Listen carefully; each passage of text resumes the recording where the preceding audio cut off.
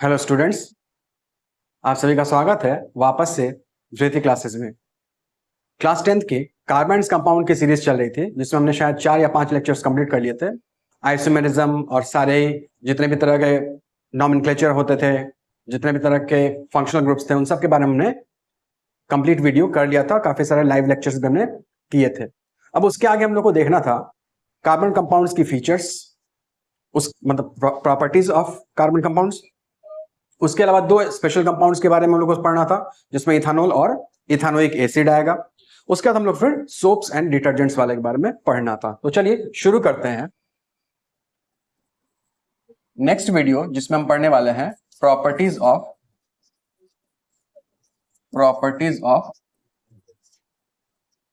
Organic compounds या carbon compounds. ठीक है जी। प्रॉपर्टीज में बेसिकली हम लोग पढ़ेंगे क्या क्या। प्रॉपर्टीज में हम लोग कुछ 3 तरह की चीजें मेनली पढ़ेंगे। पहला होगा कंबशन, दूसरा होगा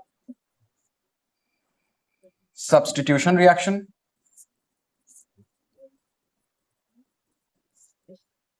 तीसरा होगा एडिशन रिएक्शन। अब इनके बारे में बारी बारी से हम लोग कुछ कुछ और डिटेल्स में देखते चलेंगे। पहला होता है कंबशन। कंबशन जब हम देखते हैं या कंबशन के बारे में जब भी हम पढ़ते हैं, शायद क्लास 6th 7th में भी हमने कंबशन के बारे में पढ़ा होगा जरूर। तो कंबशन होता क्या है? Combustion is nothing but burning of substance in presence of air. ठीक है, तो कंबशन बेसिकली होता क्या है? It is the burning of a substance in the presence of air। ठीक है जी, in the presence of air. अब जो हम देख रहे हैं कंबशन में, इसमें हमें देखना है कि combustion of organic compounds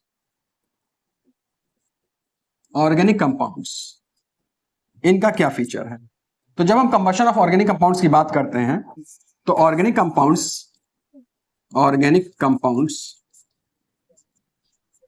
burn in air, या यूं कहूं ऑक्सीजन। एयर में किस चीज की मदद देता है? सपोर्टर ऑफ कंबशन कौन होता है? ऑक्सीजन। ऑक्सीजन में बर्न करता है टू प्रोड्यूस कार्बन डाइऑक्साइड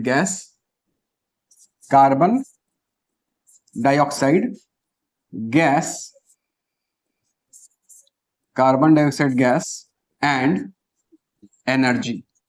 अब एनर्जी लाइट के फॉर्म में भी हो सकता है, हीट के फॉर्म में भी हो सकता है। तो जब भी हम लोग कंबशन की बात करें ऑर्गेनिक कंपाउंड्स की, तो कंबशन क्या होगा कि ऑर्गेनिक कंपाउंड्स जलेंगे एयर में प्रॉपर, और carbon dioxide gas along with energy produce करेंगे। अब वो जलेंगे तो क्या रिएक्शंस फॉर्म होंगे वो हम लोग देख लेते हैं। जैसे for example methane Burns in air. ठीक है जी, तो मीथेन बर्न होगा, यानी CH4 इज मीथेन। बर्न करने के लिए ऑक्सीजन चाहिए। ठीक है, ऑक्सीजन चाहिए, और ऑक्सीजन से मिल करके जब कंबशन करेगा तो क्या बनाएगा? CO2 बनाएगा, हीट देगा और लाइट देगा। तो ऑर्गेनिक कंपाउंड जो है वो जलते हैं, कंबशन करते हैं। इनमें कार्बन का हिस्सेदारी है, कार्बन की शेयरिंग इसमें है। तो ये बर्न होंगे और बर्न करके ये जो है प्रोड्यूस करेंगे कार्बन डाइऑक्साइड गैस, हीट और लाइट। अच्छा, अब यहां पर जब ये बर्न करेंगे, जब ये जलेंगे, तो फ्लेम कैसा देंगे? क्या फ्लेम देंगे या नहीं देंगे? Organic compounds burn with flames के साथ वो जलेंगे। फ्लेम्स के साथ वो जलते हुए आपको दिखाई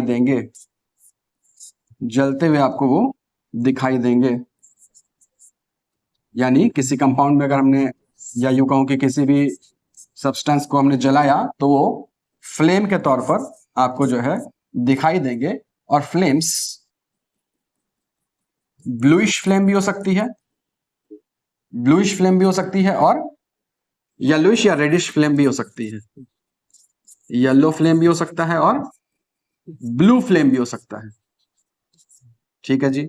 सवाल उठता है क्या, किस बात पर डिपेंड करेगा कि ब्लू फ्लेम होगा या येलो फ्लेम, येलो या रेडिश टाइप का फ्लेम होगा। तो ब्लू फ्लेम का मतलब होता है ना कि ये कंप्लीट कंबशन किया इसने। कंप्लीट कंबशन मतलब जितने भी कार्बन है सबके सब जल करके कार्बन डाइऑक्साइड बना लिए। और कंप्लीट कंबशन करता कौन है? कंप्लीट कंबशन करता है आपके लिए सैचुरेटेड कंपाउंड्स या सैचुरेटेड, फिलहाल अगर एग्जांपल लूं तो हाइड्रोकार्बन्स, यानी सिंगल बॉन्ड वाले,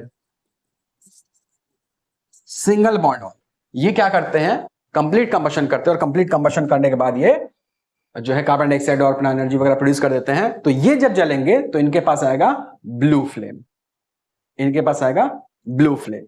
जबकि अगर हम बात करें येलो फ्लेम की, तो ये ऑब्वियसली होगा इनकम्प्लीट कंबशन, ये होगा इनकम्प्लीट कंबशन। अच्छा, इनकम्प्लीट कंबशन कौन करेगा? अनसैचुरेटेड हाइड्रोकार्बन, या यूं कहूं तो जो डबल या ट्रिपल बॉन्ड वाले होंगे, वो येलोइश फ्लेम प्रोड्यूस करेंगे। अब फ्लेम तो प्रोड्यूस करेंगे, इसमें तो कोई बड़ी बात नहीं है। येलो भी करेंगे कैसे और ब्लू भी करेंगे कैसे, वो भी समझ में आ गया। लेकिन यहां पर एक और टर्मिनोलॉजी आपको ध्यान देनी होगी। वो टर्मिनोलॉजी क्या है कि फ्लेम्स आए तो ठीक है, फ्लेम्स आए वो तो ठीक, लेकिन क्या वो फ्लेम्स सूटी फ्लेम्स है? नाउ व्हाट इज सूटी फ्लेम्स? सूटी फ्लेम्स मतलब हुआ कि क्या फ्लेम्स के साथ साथ सूट्स भी बन रहे हैं। नॉट सूट्स पहनने वाला है, सूट्स मतलब अनबर्न्ड पार्टिकल्स, अध जले या कम जले पार्टिकल्स भी उन फ्लेम में साथ में आ रहे हैं क्या, ये भी आपको देखना होगा। तो यहां पर जो टर्म सूट है, इसका मतलब क्या होता है? Unburned particle. आपने कभी कुकिंग गैस स्टोव को देखा होगा, तो अपने घर में जाकर के किचन में देख भी लीजिएगा कि क्या ऐसा हो रहा है कि आपने खाना पकाया और बर्तन के जो बॉटम सरफेस है, नीचे का सरफेस है, जो फ्लेम के पास रहता है, क्या उसमें कालिख लग रही है या ब्लैकनेस या ब्लैकिश कुछ सब्सटेंस उसके ऊपर डिपॉजिट हो रहा है? अगर हां, तो आप फ्लेम चेक कीजिएगा, फ्लेम येलोइश फ्लेम आ रहा होगा, क्योंकि वो जो ब्लैक सरफेस दिखाई दे रहा है आपको बर्तन के नीचे, वो कुछ नहीं बल्कि सूट है। वो क्या है? सूट है। तो जिस भी फ्लेम में सूट्स बन रहे होंगे उनको हम लोग कहते हैं सूटी फ्लेम्स, और जो इनकम्प्लीट कंबशन करेंगे वही ना सूटी फ्लेम्स देंगे। तो sooty flames produce soots that get deposited in the bottom of utensils as black layer, और ये मेनली किसकी वजह से होगा? इनकम्प्लीट कंबशन की वजह से होगा। इनकम्प्लीट combustion causes सूटी फ्लेम्स। अब इनकम्प्लीट कंबशन होता किस में है? अनसैचुरेटेड कंपाउंड में, प्लस कैसा फ्लेम वो दिखा रहा होता है? येलो फ्लेम दिखा रहा होता है। लेकिन क्या हुआ? सूटी फ्लेम्स जो है वो हो गए जो इनकम्प्लीट कंबशन करेंगे, जिनमें अनबर्न्ड पार्टिकल्स रहेंगे, जो ब्लैक सरफेस क्रिएट कर देंगे बर्तन के नीचे या जिस भी सरफेस पर आप इन फ्लेम्स का इस्तेमाल कर रहे होंगे, तो वो आपको सूटी फ्लेम्स कहलाएंगे। और इनकम्प्लीट कंबशन अनसैचुरेटेड हाइड्रोकार्बन में होता है और येलो फ्लेम देता है। लेकिन मुझे मुझे बताइए कि जो आप कुकिंग गैस यूज कर रहे हैं, आप जो कुकिंग गैस यूज करते हैं जिसको आप एलपीजी कहते हैं, लिक्विफाइड पेट्रोलियम गैस, इसके जो कंटेंट हैं वो क्या है? वो तो ब्यूटेन है, वो तो ब्यूटेन है, और ब्यूटेन तो एक सैचुरेटेड कंपाउंड है, सैचुरेटेड हाइड्रोकार्बन है। और अभी अभी सर आपने बताया कि सैचुरेटेड हाइड्रोकार्बन तो कंप्लीट कंबशन करेगा, कंप्लीट कंबशन करेगा। तो जब सैचुरेटेड हाइड्रोकार्बन कंप्लीट कंबशन करेगा तो ये नॉन सूटी फ्लेम देगा, ये नॉन सूटी फ्लेम देगा, और नॉन सूटी फ्लेम देगा तो ये ब्लू फ्लेम होगा। सर एक ही बात आप क्यों बार बार बोल रहे हैं? इसलिए बोल रहा हूं कि अभी मैंने आपको बोला कि किचन में जाकर के देखिएगा कि क्या आपके जो कुकिंग यूटेंसिल्स हैं उनके नीचे ब्लैक सरफेस जमा हो रहे हैं, और अगर हो रहे हैं तो मैंने बोला था आप चेक कीजिएगा कि आपका जो कुकिंग गैस का स्टोव है उसका येलो फ्लेम आ रहा होगा। जबकि अभी अभी तो हमने बात की कि येलो फ्लेम जो है वो एक इनकम्प्लीट कंबशन की वजह से होता है, अनसैचुरेटेड हाइड्रोकार्बन में देखने को मिलता है, और इसी में जो है सूटी फ्लेम देखता है कहते हैं, या इनमें सूट्स बनता है। तो फिर कुकिंग गैस में तो आपके पास अनसैचुरेटेड हाइड्रोकार्बन नहीं था, तो फिर यहां येलोइश फ्लेम क्यों बना, यहां सूट्स क्यों डेवलप हुए?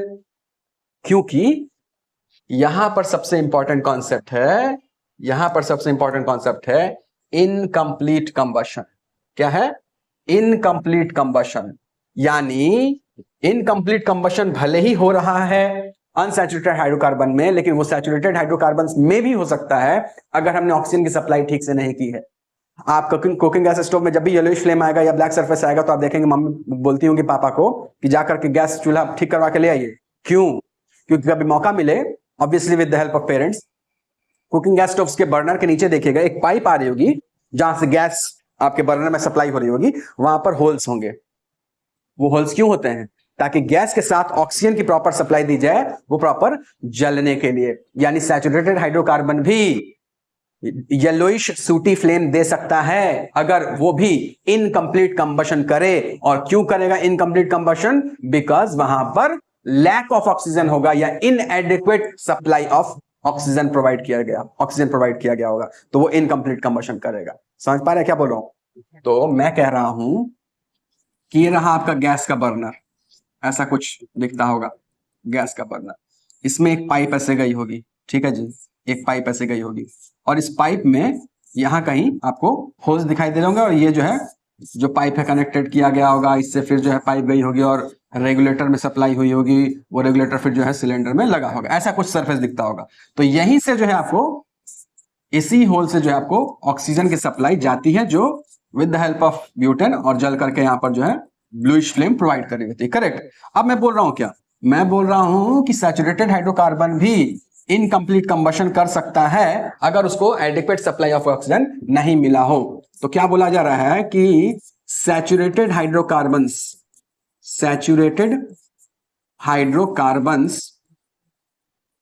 कैन ऑल्सो क्या बोलूं कि बर्न इन, या मैं कहूं कि saturated hydrocarbons also undergo incomplete combustion in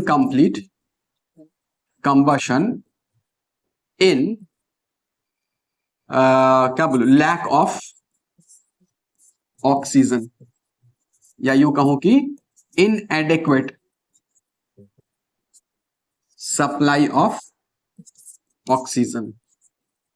और जब ऐसा होगा तो ये भी जो है सूटी फ्लेम्स प्रोड्यूस करेंगे और ये भी येलोइश फ्लेम बनाएंगे। तो जब भी कभी आपके किचन में ऐसा हो रहा हो तो जल्दी से जल्दी जा करके उसको ठीक करवाइए। हो सकता है उसमें जैम हो गया होगा। जैम किस चीज से हो गया होगा? भाई गैस है तो उससे तो जैम होगा नहीं, ब्यूटेन एलपीजी से ऑक्सीजन जा रहा है उससे जैम होगा नहीं, बट जलते जलते उसका जो आयरन है वो रस्ट खा करके जैम लग जाता है। तो उसको ठीक करवाइएगा, सप्लाई प्रॉपर हो जाएगी ऑक्सीजन की, तो वापस से ब्लूइश फ्लेम आना शुरू हो जाएगा। अब यहीं पर एक और इंपॉर्टेंट पॉइंट देखने को मिलता है कि जो एसिटिलीन है, एसिटिलीन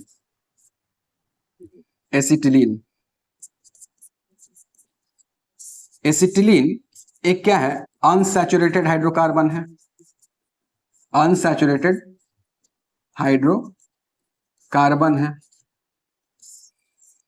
अब अच्छा, बाय द वे कमेंट में आप बात बताइएगा कि एसिटिलीन का आईयूपीएसी नेम क्या होता है। अब अनसैचुरेटेड हाइड्रोकार्बन है तो ये क्या करेगा, इनकम्प्लीट। अच्छा, एक और चीज याद रखिएगा, जो अनसैचुरेटेड हाइड्रोकार्बन है वो इनकम्प्लीट ही करता है, क्योंकि इसके पास कार्बन के कंटेंट ज्यादा हो जाते हैं, क्योंकि हाइड्रोजन बॉन्ड्स कम रहेंगे, क्योंकि आपस में डबल बॉन्ड या ट्रिपल बॉन्ड बनाकर बैठा होगा। तो इसमें तो जनरली इनकम्प्लीट कंबशन ही होता है, और सैचुरेटेड में जनरली कंप्लीट कंबशन ही होता है। ये तो जनरल इशू है। ये था कि अगर ऑक्सीजन की सप्लाई कम हो गई तो अनसैचुरेटेड वाले में भी इनकम्प्लीट होगा। तो एसिटिलीन वो भी एक अनसैचुरेटेड हाइड्रोकार्बन है, तो वो भी इनकम्प्लीट कंबशन करता होगा। लेकिन चूंकि इसके पास कार्बन की कंटेंट अच्छी है, अगर ठीक से इसको यूज किया जाए तो हमारे काम आ सकता है। इसीलिए हम एक टर्म लाते हैं ऑक्सी एसिटिलीन। ऑक्सी एसिटिलीन क्या है, ऑक्सी एसिटिलीन एक mixture of oxygen gas and acetylene gas है। एसिटिलीन गैस है जो ऑब्वियस सी बात है, क्या बोलो कि प्रॉपर ऑक्सीजन होने की वजह से ये करते हैं कंप्लीट कंबशन। और इनके कंप्लीट कंबशन से मतलब इतना कंप्लीट कंबशन करते हैं कि ये ब्लू छोड़िए और येलो तो बात ही भूल जाइए, व्हाइट फ्लेम प्रोड्यूस कर देते हैं विथ एनॉर्मस हीट, जिसके चलते इनका इस्तेमाल हम लोग करते हैं वेल्डिंग में, जिसको आप गैस वेल्डिंग कहते हैं, गैस वेल्डिंग। तो वेल्डिंग में जब हम लोग ऑक्सी एसिटिलीन वो देखते हो ऐसे करके चश्मा लगा करके वेल्डिंग कर रहे हैं, गैस वेल्डिंग, इलेक्ट्रिसिटी से भी वेल्डिंग करते हैं। गैस वेल्डिंग में हम लोग एसिटिलीन का यूज करते हैं, लेकिन कौन से वाले एसिटिलीन का, ऑक्सी एसिटिलीन का इस्तेमाल करते हैं, क्योंकि ऑक्सी एसिटिलीन में ऑक्सीजन और एसिटिलीन गैस को मिक्स करके बनाया जाता है। जब कंप्लीट कंबशन होता है फुल सिर्फ ऑक्सीजन में, कोई दूसरा का कंपोनेंट ऑफ एयर नहीं हो, क्योंकि हवा में तो 21% ही ऑक्सीजन है। तो अगर हम हवा में जलाएंगे तो 21% ऑक्सीजन काफी नहीं है अनसैचुरेटेड हाइड्रोकार्बन को कंप्लीट कंबशन कराने के लिए। इसलिए हमने क्या किया, प्योर ऑक्सीजन का सप्लाई उसके अंदर प्रोवाइड करा दिया, जिसके चलते वो जल करके फुल कंबशन या कंप्लीट कंबशन करके जो है बहुत ही ज्यादा हीट प्रोड्यूस किया, जिसको आपने वेल्डिंग कराने के लिए यूज किया। आई होप आपके लिए जो है कंबशन जो प्रॉपर्टी है वो क्लियर हो गया। चलिए अब बढ़ते हैं हम लोग आगे।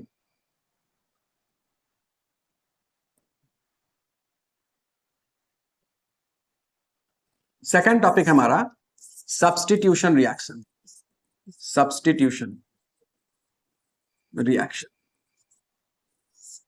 तो मतलब समझिए, सब्स्टिट्यूशन में जो वर्ड है सब्स्टिट्यूट,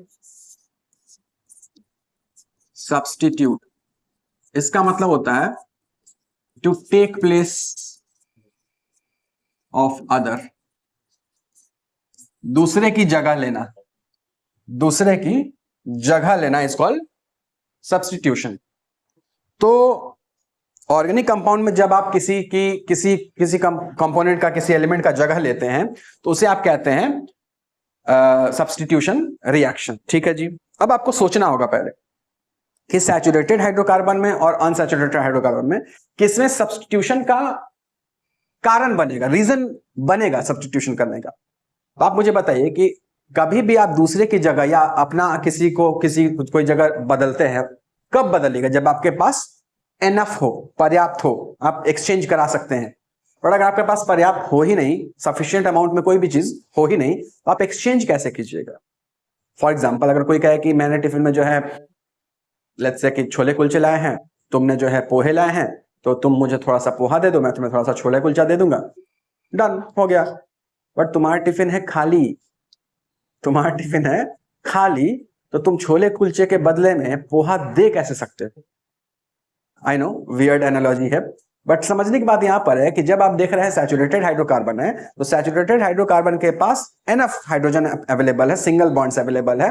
इसको किसी की मदद लेकर के अपने बॉन्ड्स को मजबूत करने की या बॉन्ड्स को बनाने की जरूरत नहीं पड़ेगी, तो ये सब्स्टिट्यूट कर लेगा। हाँ भाई, मेरा हाइड्रोजन ले लो, तुम अपना क्लोरीन दे दो, अदला बदली कर लेते हैं।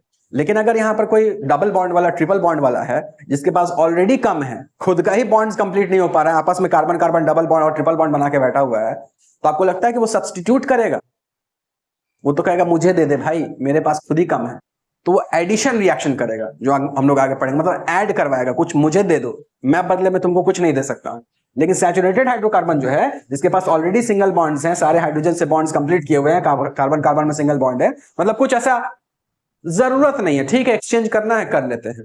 या कुछ ऐसा है कि छोले कुलचे तुम मुझे ज्यादा पसंद है, उसको पोहे ज्यादा पसंद है, पोहे मैंने उसको दे दिए, थोड़े से छोले कुलचे मैंने ले लिए, ठीक है। तो यहां पर आपको ध्यान रखना होगा कि जो सब्स्टिट्यूशन रिएक्शन है, substitution reaction, substitution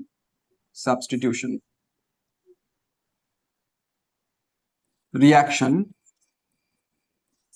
takes place only in saturated hydrocarbons, saturated hydrocarbons पहला। क्यों? why? क्योंकि they have all sufficient single bonds, जबकि एडिशन रिएक्शन जो हम लोग पढ़ेंगे इसके बाद, addition reaction takes place in unsaturated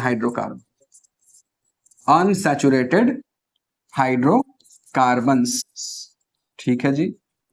Y? They need some substance, या सब्सटेंस भी नहीं कहूं, elements to convert their double और triple bond to lower number of bonds. क्यों मैंने लोअर नंबर ऑफ बॉन्ड्स बोला? क्योंकि सिंगल बॉन्ड बोलूंगा तो आपको समझना होगा, डबल बॉन्ड है कुछ ऐड किया तो सिंगल होगा, ट्रिपल बॉन्ड है कुछ ऐड किया तो डबल बॉन्ड बनेगा ना। तो लोअर बॉन्ड्स पर आने की जो है कारण एडिशन रिएक्शन करते हैं कौन? अनसैचुरेटेड हाइड्रोकार्बन्स, और जबकि अनसैचुरेटेड हाइड्रोकार्बन, और जबकि सब्स्टिट्यूशन रिएक्शन करते हैं कौन? सैचुरेटेड हाइड्रोकार्बन्स, ठीक है जी। तो जो कह दो कि सब्स्टिट्यूशन रिएक्शन है वो क्या हो गया इसका मतलब? So substitution reaction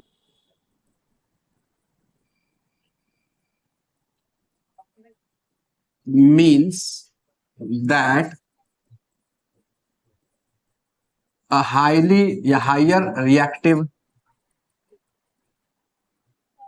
reactive element substitute, या आपने पढ़ा होगा फर्स्ट चैप्टर में डिस्प्लेसमेंट रिएक्शन, वही एक तरह का displaces hydrogen from saturated hydrocarbon, ठीक है जी, सैचुरेटेड हाइड्रोकार्बन। जैसे एग्जाम्पल के तौर पर, एग्जाम्पल में हम देखेंगे कि मीथेन डिस्प्लेसेस या substitutes hydrogen with chlorine in the presence of sunlight. तो ये एक रिएक्शन है जिसमें हम देखते हैं कि सनलाइट के प्रेजेंस में मीथेन जो है अपने हाइड्रोजन को डिस्प्लेस करा देता है विथ क्लोरीन। तो रिएक्शन कुछ इस प्रकार बनेगा कि CH4 है, क्लोरीन गैस की सप्लाई दिए हैं सनलाइट में, तो ये क्या है मैं बॉन्ड्स के तौर पर दिखा देता हूं, हाइड्रोजन हाइड्रोजन हाइड्रोजन हाइड्रोजन, यहां पर ये बन गया क्लोरीन क्लोरीन, ठीक। तो चूंकि क्लोरीन जो है इसका जगह ले लेता है, बचा हुआ हाइड्रोजन जो निकलता है वो दूसरे क्लोरीन के साथ जगह ले लेता है और ये बना देता है CH3Cl plus HCl, CH3Cl plus HCl, तो ये क्या हो गया, क्लोरोमीथेन।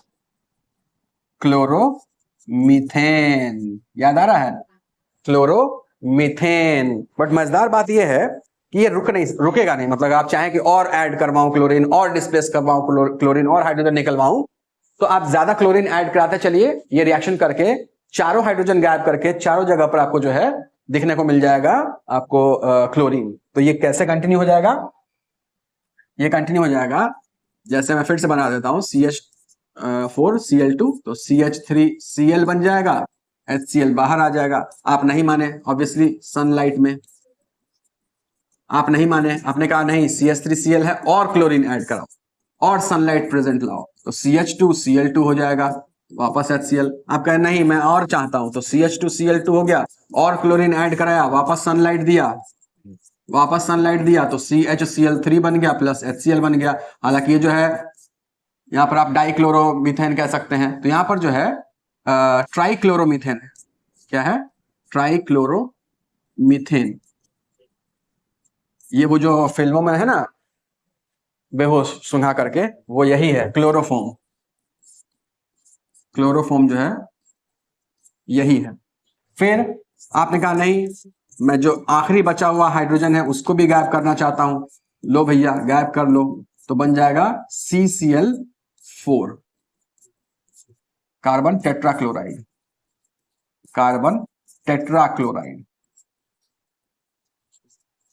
ठीक है जी। तो सब्स्टिट्यूशन रिएक्शन में आप देखते हैं क्या कि आप क्लोरीन से, जनरली हाइड्रोजन ग्रुप से होता है, उसमें भी क्लोरीन से जो है ज्यादा देखने को मिलता है, डिस्प्लेस बहुत आसानी से, सब्स्टिट्यूट बहुत आसानी से करा देता है। लेकिन किस में होगा, सैचुरेटेड हाइड्रोकार्बन्स में ही होगा, चलिए जी, बात करते हैं आगे थर्ड कैटेगरी की या थर्ड प्रॉपर्टी की, जो कि है आपको एडिशन रिएक्शन। और अभी अभी मैंने ऑलरेडी बता दिया था क्या कि एडिशन रिएक्शन में आपको जो है अनसैचुरेटेड हाइड्रोकार्बन में आपको देखने को मिलेगा एडिशन रिएक्शन। तो चलिए देखते हैं आगे कि एडिशन रिएक्शन में अनसैचुरेटेड हाइड्रोकार्बन में कैसे होगा। तो एडिशन रिएक्शन में आपको addition reaction means that some element gets added to unsaturated hydrocarbon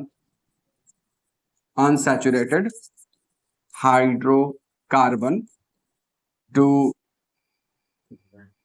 convert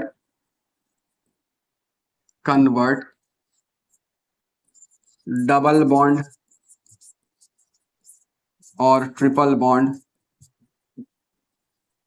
to lower number of bonds. ठीक है जी। अब एडिशन रिएक्शन में पहले नॉर्मल एग्जांपल लेकर चलते हैं, क्योंकि इसमें हम लोग को कुछ और चीजें भी देखनी है। क्या है भैया नॉर्मल रिएक्शन, मान लीजिए आपके पास CH2 which is what, क्या है ये, इथीन है। ये क्या है, इथीन है, जिसको आप चाहे तो C2H4 भी कहते हैं। और इसको हमने क्या किया, हाइड्रोजन इसके अंदर ऐड कराया है। लेकिन इसमें क्या होगा, निकेल या पैलेडियम का आपको जो है कैटलिस्ट ऐड करना होगा, जो रिएक्शन को अफेक्ट करेगा। ये बात आपको ध्यान में रखना होगा। ऐड करेंगे तो अब क्या होगा, समझना है यहाँ पर। अब क्या होगा, जैसे मैं कहूं यहाँ पर कि hydrogen double bond carbon, hydrogen. अब यहां पर जो हाइड्रोजन आ रहा है वो क्या करेगा, यहां से इस बॉन्ड को तोड़ेगा। तो इसको भी एक कार्बन की जरूरत है, इलेक्ट्रॉन की जरूरत है, इसको भी इलेक्ट्रॉन की जरूरत है। ये वाले हाइड्रोजन भाई साहब जो हैं ये इनके पास आकर के फुलफिल कर देंगे, और ये वाले भाई साहब इनके पास आकर के इलेक्ट्रॉन की कमी फुलफिल कर देंगे। और ये नजारा कुछ इस तरह का दिखाई देने लगेगा। ये अब कन्वर्ट कैसा, या मैं यहीं पर बना देता हूं, ये अब कन्वर्ट कैसा हो जाएगा, सिंगल बॉन्ड हो जाएगा। हाइड्रोजन दो पहले से था इनके पास। अब मैं कलर चेंज कर देता हूं, क्या, कि ये जो है वो हाइड्रोजन है जो एक्स्ट्रा आकर के ऐड हो गए, ये वो हाइड्रोजन है जो आकर के एक्स्ट्रा ऐड हो गए, मतलब यहां से ये ऐसे जाकर के कन्वर्ट हुए, तो ये बन जाएगा क्या, ये बन जाएगा क्या, C2H6, और C2H6 मतलब CH3, ठीक है, क्या नाम है इनका, अब ये बन क्या गया, इथेन, इथेन। तो ये देखिए तो ध्यान से, ये थे आपके लिए क्या, अनसैचुरेटेड, ये थे क्या, अनसैचुरेटेड हाइड्रोकार्बन, लेकिन ये बन क्या गया, सैचुरेटेड हाइड्रोकार्बन। यही है एडिशन रिएक्शन। बशर्ते याद रखना होगा कि निकेल और पैलेडियम का आपको जो है, यहां पर मैं लिख भी देता हूं कि addition reaction needs either nickel or palladium as catalyst. ये आपको बात को ध्यान रखना होगा, ठीक है जी। अब एडिशन रिएक्शन तो चलिए एक तो कॉन्सेप्ट हो ही गया। एडिशन रिएक्शन का हम लोग जब हम लोग कमर्शियल उपाय देखते हैं तो हमारे पास एक कॉन्सेप्ट आता है जिसको हम लोग कहते हैं हाइड्रोजनेशन ऑफ वेजिटेबल ऑयल। ये क्या कहानी है भैया, अब तो खैर कम हो गया है, बट पहले अभी भी कई सारे दुकानों में होता होगा, यूज होता ही होगा।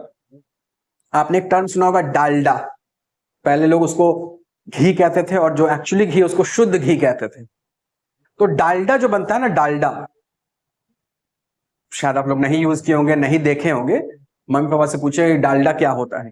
अब तो मार्केट में कम हो गया, रिफाइंड ऑयल उसके जगह पर ज्यादा यूज होने लगा। तो समझ लीजिए कि डालडा होता था जो मार्केट में बहुत धड़ल्ले से यूज होता था, खासतौर पर जो है जो दुकानों में जो है समोसे और जो भी फ्राई होते थे चीजें, उसमें डालडा का इस्तेमाल बहुत ज्यादा होता था। तो डालडा बनता कैसे है, घी जैसा दिखेगा, आपको प्योर घी जैसा दिखेगा, बट वो एनिमल फैट यानी दूध से बना हुआ, दही से बना हुआ घी नहीं होगा, वो प्लांट से जो वेजिटेबल ऑयल है उससे बना हुआ घी होगा। तो वेजिटेबल ऑयल जो है वो एक अनसैचुरेटेड कंपाउंड होता है, अनसैचुरेटेड फैट होता है। उस अनसैचुरेटेड फैट में हम हाइड्रोजन ऐड करवा देते हैं तो बन जाता है सैचुरेटेड फैट। तो जो अनसैचुरेटेड फैट है जो कि वेजिटेबल ऑयल है वो लिक्विड होगा।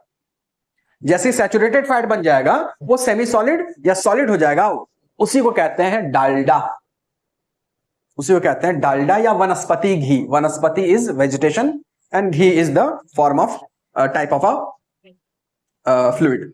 तो वनस्पति घी या जिसको हम लोग डालडा, इसको बहुत सारे ब्रांड नेम्स में इस्तेमाल करते थे, डालडा नाम से भी आता था। अब वो डालडा कंपनी ने क्या किया कि रिफाइन ऑयल बनाना शुरू कर दिया या रिफाइन ऑयल बेचना शुरू कर दिया।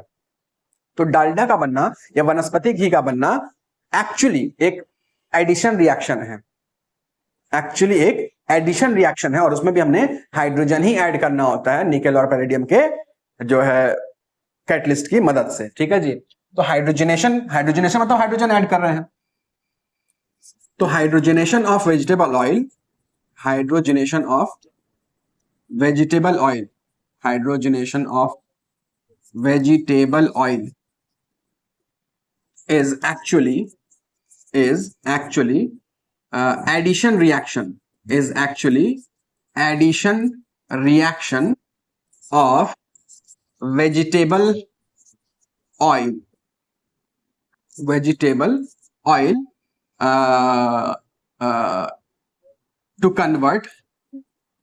to convert into saturated fat, जिसको आप डालडा या वनस्पति घी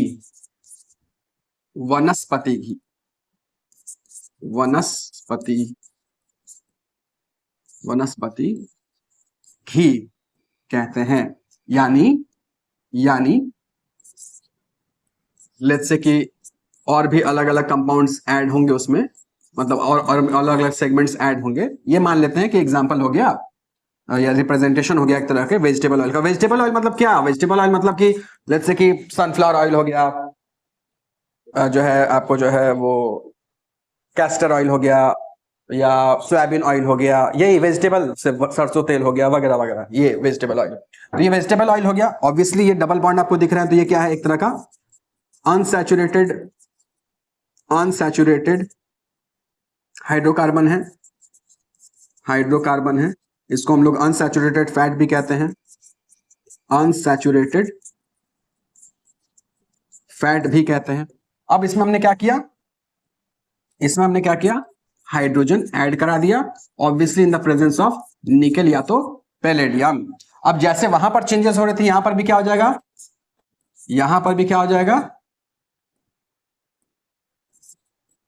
जो डबल बॉन्ड बना हुआ था वो अब सिंगल बॉन्ड हो जाएगा, और ये जो एक्स्ट्रा हाइड्रोजन है जैसे वहां आकर के ऐड हुआ था, यहां भी आकर के ऐड हो जाएगा, और ये क्या बन जाएगा, ये भाई साहब बन जाएंगे वनस्पति घी, ठीक है, या वेजिटेबल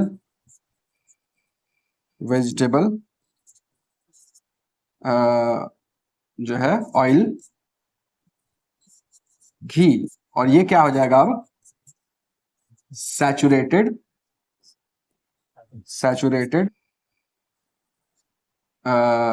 हाइड्रोकार्बन, या इसी को हम लोग सैचुरेटेड फैट भी कहते हैं, इसी को हम लोग सैचुरेटेड फैट भी कहते हैं, ठीक है जी। जो हम लोग वनस्पति घी या डालडा इसी को कहते हैं, इसी को कहते हैं। अब बात यहां पर, अच्छा बाय द वे, ये जो है लिक्विड रहेगा, और ये जो है आपको सॉलिड या सेमी सॉलिड आपको देखने को मिलता है। भाई गर्म की जगह तो लिक्विड हो जाएगा, और नहीं तो आपको जो है सेमी सॉलिड हो जाएगा, नहीं तो आपको जो है डब्बा में थोड़ा सा ठंडे के मौसम में जमा हुआ मिलेगा। अब क्या होता था कि ना, इसको बनाने के लिए जैसे गर्म किए तो लिक्विड हो गया, पूरी तल लिए और समोसे तल लिए वगैरह, लेकिन जब ठंडा होता था तो उस पूरी के ऊपर, उस समोसे के ऊपर से व्हाइट डिपॉजिट जमा हो जाते थे, क्योंकि ठंडा हुआ सॉलिड बन गया, तो आपको जो है डालडा का देखने को मिलता था।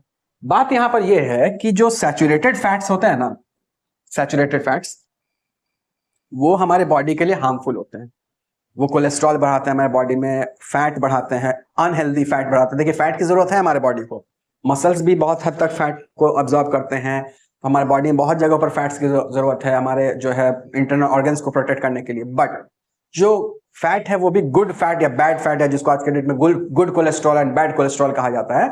तो जो सैचुरेटेड फैट्स है ये बैड कोलेस्ट्रॉल को प्रोड्यूस कराते हैं, बैड कोलेस्ट्रॉल को। तो यहां पर यह भी बात आपको नोट डाउन कर लेनी है, क्या कि डालडा या वनस्पति घी और saturated fat are unhealthy for us, unhealthy for us. अच्छा, जो मिल्क है, मिल्क या मिल्क भी नहीं कहूंगा, जो घी है, जो कि आपको मिल्क या कर्ड से बना है, कर्ड से बना है, या जिसको आप एनिमल सैचुरेटेड फैट कह सकते हैं। मतलब एनिमल से मिला है, दूध से आपको मिला है, ये भी अनसैचुरेटेड, ये भी जो है सैचुरेटेड है, ये भी जो है सैचुरेटेड है।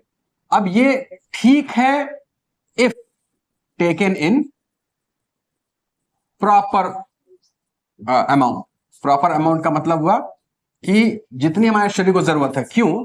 क्योंकि जो मिल्क हो गया, घी हो गया, घी मतलब प्योर घी, जिसको आप शुद्ध घी कहते हैं, जो गाय के दूध से या भैंस के दूध से वगैरह से बनता है, ये हमारे बॉडी के अंदर जो गुड फैट है उसके लिए चाहिए।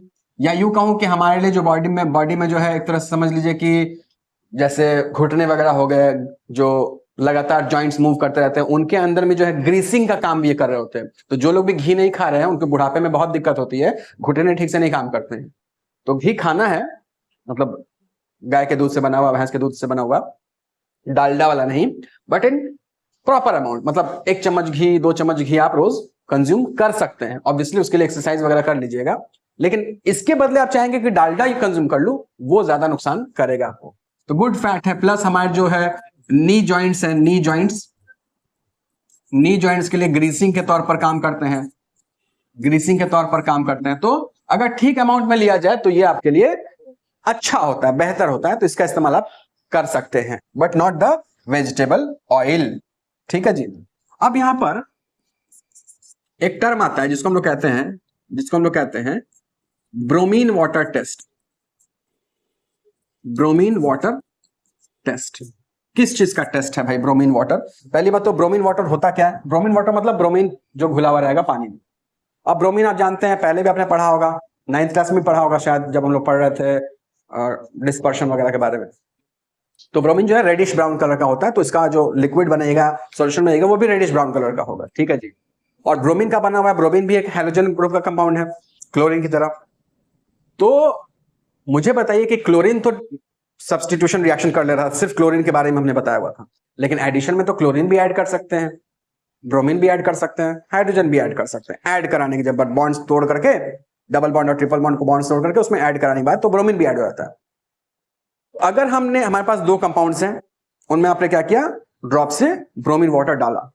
अगर ब्रोमीन वाटर डीकलराइज हो गया, गायब हो गया कलर, तो समझ लीजिए कि उसके अंदर का ब्रोमीन एक्चुअली एडिशन रिएक्शन करके कंपाउंड में घुस चुका है, तो ब्रोमीन गायब हो गया। अगर नहीं कन्वर्ट हुआ, कलर चेंज नहीं हुआ, इसका मतलब ऑलरेडी वो सैचुरेटेड कंपाउंड था, उसमें जगह ही नहीं था एक्स्ट्रा ऐड करवाने की, और ब्रोमीन जो है डिस्प्लेस भी नहीं करा पाता है, तो वो सैचुरेटेड कंपाउंड होगा। मतलब ब्रोमीन वाटर टेस्ट से हम पता लगा सकते हैं कि एक्चुअली आप वेजिटेबल ऑयल यूज कर रहे हैं या डालडा यूज कर रहे हैं। मतलब सैचुरेटेड होगा, जैसे ये है आपको सैचुरेटेड है, जो डालडा है या घी है, तो सैचुरेटेड होगा तो इसमें ब्रोमीन ऐड नहीं होगा, ब्रोमीन ऐड नहीं होगा तो उसका कलर नहीं चेंज होगा। लेकिन अनसैचुरेटेड फैट जो होगा उसमें आप डालिएगा तो ब्रोमीन का कलर गायब हो जाएगा, मतलब वो ऐड हो गया। तो ब्रोमीन वाटर टेस्ट से हम लोग सैचुरेटेड कंपाउंड और अनसैचुरेटेड कंपाउंड, या यूं कहूं कि सैचुरेटेड वेजिटेबल ऑयल और अनसैचुरेटेड वेजिटेबल और सैचुरेटेड वेजिटेबल फैट या वनस्पति घी वगैरह का टेस्ट भी हम इससे करते हैं।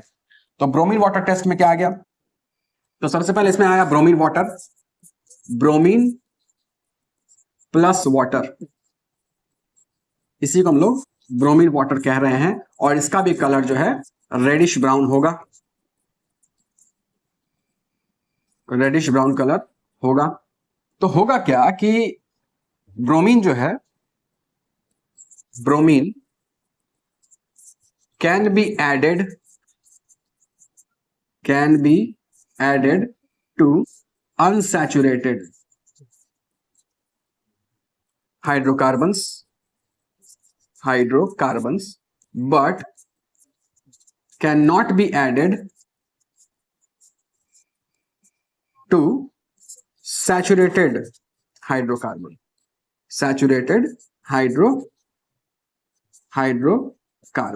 ठीक। तो ब्रोमीन वाटर टेस्ट में हम करते क्या है फिर? ब्रोमीन वाटर टेस्ट में हम करते हैं क्या फिर? ब्रोमीन वाटर टेस्ट में bromine water test is to test whether the compound is saturated or unsaturated, या टू बी एग्जैक्ट बोलूं तो वेजिटेबल ऑयल है या डालडा है। तो कैसे करेंगे भाई? ठीक है, if bromine water is added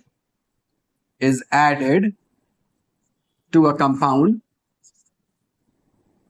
या substance and it gets decolorized यानी कलरलेस हो जाएगा, रंग गायब हो जाए इसका, then the compound